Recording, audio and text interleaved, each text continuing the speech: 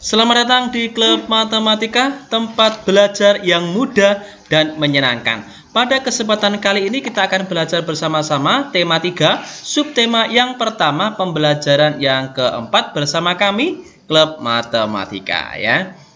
Ayo kita membaca sekarang, kita cermati percakapan antara Siti dan Lani. Bacalah percakapan mereka secara bersama, bergantian ya.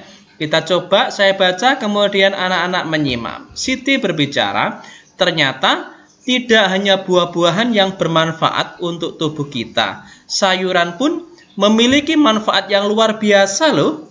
Lani menjawab, aku lebih suka wortel dibandingkan dengan sayuran lain. Oh iya? Mengapa kamu lebih suka wortel, Lan?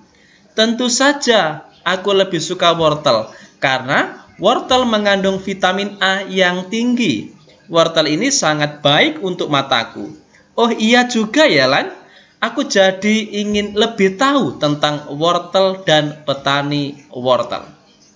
Itu adalah percakapan dua orang mengenai salah satu anak yang suka sekali memakan wortel karena mengandung vitamin A yang tinggi. Sekarang ayo kita berlatih. Buatlah sebuah peta pikiran dengan menjawab beberapa pertanyaan berikut. Dari mana sayuran kita dapatkan? Siapa yang menanam sayur? Apa peranan petani bagi kehidupan kita? Bagaimana cara petani sayur memanfaatkan lingkungan hidup? Kemudian ayo kita membaca mengenai wortel ya. Ayo kita mengenal wortel lebih dekat. Sayuran termasuk daftar makanan yang harus kita konsumsi setiap hari. Seperti halnya buah-buahan, sayuran juga menyuplai serat yang sangat dibutuhkan oleh tubuh untuk memperlancar proses pencernaan. Banyak sekali jenis sayuran yang dapat kita pilih untuk dikonsumsi, baik untuk dimasak, dimakan sebagai lalap, maupun dibuat menjadi jus. Dibuat seperti apapun, kita masih tetap bisa merasakan manfaat sayuran bagi kesehatan kita. Salah satu contoh sayuran yang bermanfaat adalah wortel. Wortel baik untuk kesehatan mata karena memiliki vitamin A dan beta-karoten yang tinggi. Lalu, seperti apakah kegiatan petani wortel yang berada di balik tanaman yang berkhasiat ini? Gede Suwardana adalah salah satu petani wortel di Desa Batunya, Kabupaten Tabanan, Bali, yang membudidayakan wortel jenis lokal. Suwardana memaparkan, selama masa tanam, para petani rutin memberikan pupuk pada awal masa tanam. Menurutnya, pemberian pupuk di awal masa tanam sangat berpengaruh terhadap perkembangan tanaman. Pupuk yang mereka gunakan adalah pupuk organik. Hasil pertanian wortel lokal juga tidak mengecewakan. Gede Suwardana menjelaskan bahwa ia mampu memperoleh omset sebesar 2 juta rupiah per bulan dengan harga jual per kilogram sebesar 7.000.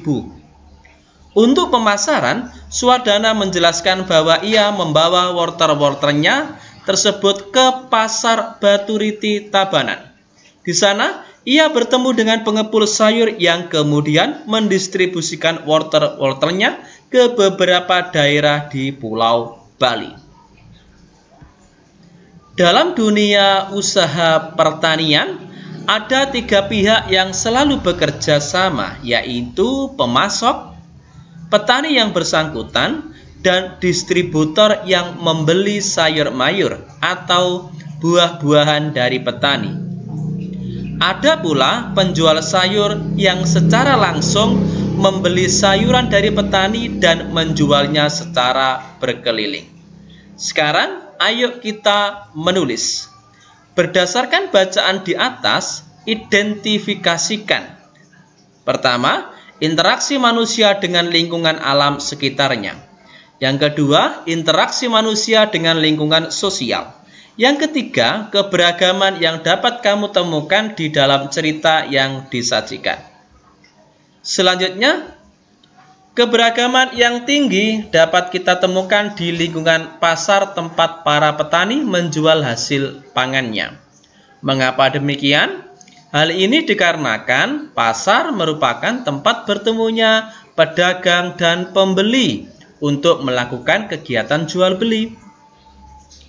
Para penjual dan pembeli yang bertemu di pasar bisa berasal dari berbagai suku, agama, dan tingkat sosial ekonomi. Oleh karenanya, diperlukan rasa toleransi dan tenggang rasa yang tinggi agar kerukunan tetap terjaga. Kepedulian masyarakat Indonesia tentang toleransi terhadap keberagaman sudah semakin tinggi. Hal ini dapat kita lihat dari banyaknya iklan masyarakat yang menekankan pada pentingnya toleransi antar suku atau antar agama. Hal ini menunjukkan bahwa iklan bukan hanya mampu dijadikan sebagai alat untuk mempromosikan barang atau jasa, tetapi juga sebagai alat untuk mempromosikan hal-hal positif atau kegiatan-kegiatan yang bermanfaat bagi masyarakat. Sekarang, ayo kita mengamati. Ini adalah iklan yang pertama, iklan yang A. Ada tulisan sebatang lidi jadi kuat bila menjadi sapu. Sebuah bangsa jadi kuat bila tetap bersatu. Kemudian di bawahnya tertuliskan mari bersatu untuk maju. Di samping kanan ada gambar lidi, sapu ya, yang terbuat dari beberapa lidi. Kemudian di gambar yang kedua, iklan yang kedua, di sini ada gambar beberapa anak ya yang saling bergandengan tangan. Kalau melihat dari warna bajunya, ini berasal dari berbagai macam perbedaan. Kemudian kalau kita lihat dari gambar di belakang yang berwarna biru, seperti tempat ibadah umat beragama yang berbeda-beda. Ada masjid, ada gereja, ada pura, juga ada wihara. Ya, itu berbeda-beda. Kemudian ada tulisan kedamaian ada ketika kita mau menerima perbedaan. Kemudian dijelaskan lagi di tulisan di bawah, rayakan perbedaan dengan kebersamaan. Ini adalah dua iklan, iklan A sama iklan B. Sekarang, ayo kita diskusi bersama di sini. Secara individu, lakukanlah pengamatan terhadap kedua iklan media cetak di atas. Ayo kita isi format berikut ini dan berikan penjelasan pada kolom yang disediakan. 1. Apakah gambar sesuai dengan pesan yang disampaikan dengan iklan? Ya, sesuai di situ. Yang pertama adalah gambar sapu lidi sesuai dengan tema yang diangkat, yaitu tentang persatuan. Ya, memberikan contoh bahwasanya lidi kalau satu tidak kuat, tapi kalau sudah menjadi sapu, diikat menjadi satu, menjadi sesuatu yang kuat. Bangsa juga sama, kalau bersatu menjadi bangsa yang kuat. Apakah gambar cukup menarik? Ya, menarik sesuai dengan itu. Gambarnya juga cukup jelas ya. Dari keduanya di sini, ya sangat jelas. Dan mungkin di gambar yang pertama, warnanya yang mungkin yang kurang ya. Di gambar yang B sudah ada variasi warna. Kalau dipesan dari gambar di sini, pesan gambar menuju ke kalimatnya sudah sangat jelas. Kemungkinan yang perlu kita tambah adalah tentang pewarnaan ya. Mungkin sapunya diberikan hiasan apa gitu agar lebih menarik gitu. Tapi secara konsep ya, secara konsep gambar ke kalimat yang iklan yang ingin disampaikan sudah mewakili. Jadi gambar sudah mewakili isi dari iklan tersebut ya. Untuk lebih jelasnya di sini detailnya kita gambar iklan di A, ayo kita isi kalimat iklannya apa, kata kuncinya apa, kemudian gambarnya apa. Kita mulai dari iklan yang pertama tentang bersatu untuk maju. Kalimat iklannya yang atas, sebatang lidi jadi kuat bila menjadi sapu. Sebuah bangsa jadi kuat bila tetap bersatu. Mari bersatu untuk maju. Itu adalah kalimat iklannya. Sedangkan kata kunci dari kalimat itu, kalimat iklan yang A, di sini ada kata bersatu, kemudian ada kata maju juga.